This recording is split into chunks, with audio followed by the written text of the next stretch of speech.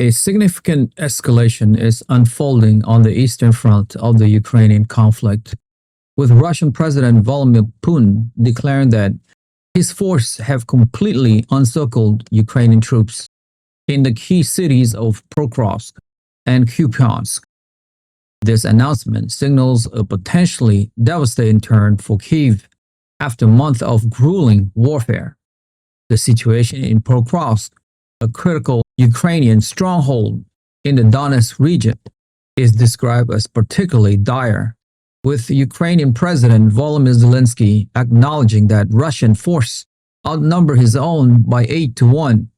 Reports indicate that the city is surrounded on 3 sides, with bridges destroyed, rendering evacuation and resupply efforts nearly impossible. After more than a year of relentless assault, Russian troops are now reportedly fighting within the city itself, having infiltrated Ukrainian lines. This breakthrough follows a tactical shift from large-scale frontal attacks to the use of small, infiltrating infantry groups supported by extensive drones operations, which have severely hampered Ukraine's defenses. The Kremlin has also claimed a major battlefield success in the Dnipropetrovsk region with the capture of Venezuela. The strategic recapture of Kupiansk in the Kharkiv region represents one of Moscow's most substantial territorial acquisitions since the early phase of the war. The city, a vital rail and logistic hub liberated by Ukraine in a 2022 counteroffensive, has fallen once more to Russian forces, who reportedly crossed the Oskil River using unconventional tactics, including underground pipes, to bypass Ukrainian defenses.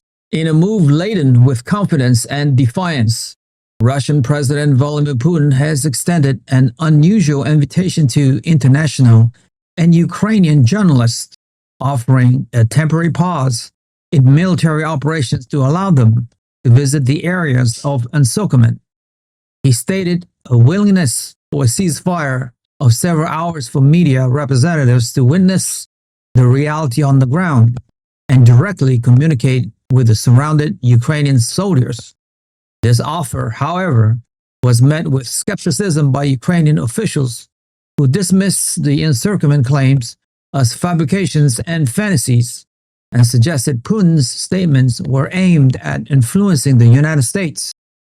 While Ukrainian commanders concede the situation is hard but under control, the strategic picture appears grim.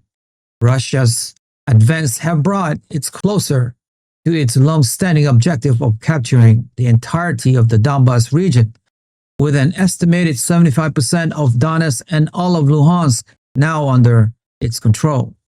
The Kremlin's narrative is one of a front line moving in our favor, a shift from a defensive posture to one of clear dominance.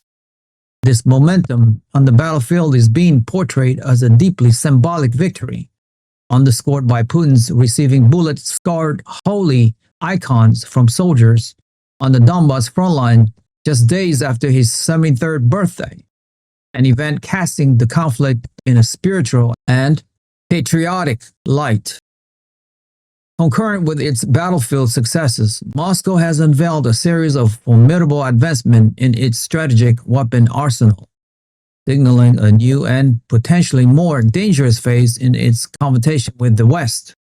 President Putin confirmed that the RS-28 Sarmat intercontinental ballistic missile known as Satan II will soon be placed on combat duty.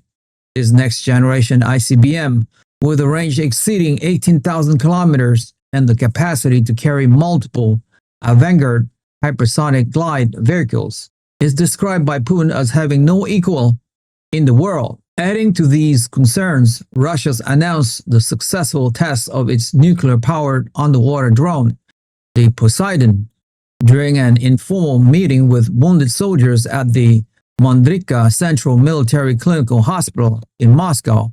Putin declared that the Poseidon surpasses even the Sarmat in power and that its interception is impossible. The Poseidon, also referred to as Status 6, or by its NATO designation, Canyon, is a revolutionary nuclear-powered torpedo designed to travel thousands of miles on the water undetected.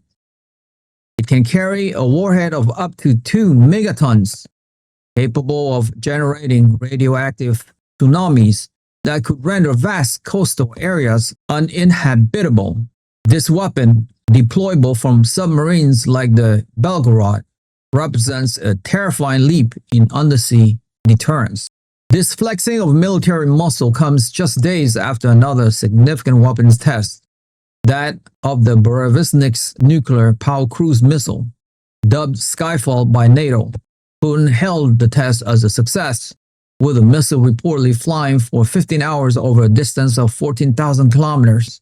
These developments are framed by Moscow as a direct response to the United States expansions of its missile defense systems and the eastward growth of NATO. The rapid succession of these announcements has sent shockwave through Western capitals, fueling fears of a renewed and technologically advanced arms race.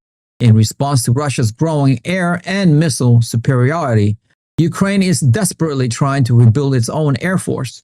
President Zelensky has unveiled the Vision 2035 plan, an ambitious program to acquire over 250 Western fighter jets, including the Swedish Gripen, French Rafale, and American F-16. However, critics express concerns that time and financial constraint may hinder these efforts.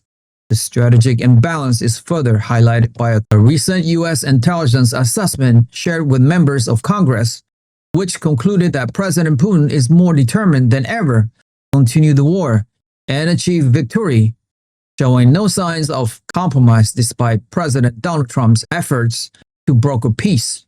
This assessment comes as Trump's own approach to negotiations has appeared to shift, with Russian Foreign Minister Sergei Lavrov noting a change in the U.S. president's stance since an earlier summit in Alaska.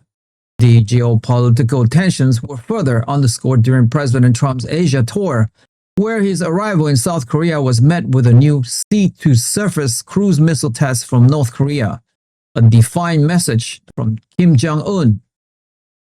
If you have made it this far, congratulations, you have unlocked the truth. I want to ask you a quick question though. Considering President Putin's dual strategy of achieving a massive conventional encirclement of Ukrainian forces in the Donbass while simultaneously unveiling unstoppable nuclear weapons like the Poseidon torpedo, do you think Putin is going to surrender to Trump, NATO, or even Zelensky? And why? Join the debate. We want to hear your insightful opinion on where this is all heading in our community. Share your thoughts in the comments below. Like the video, hit the notification bell, and most importantly, subscribe. I'll see you guys in the next one.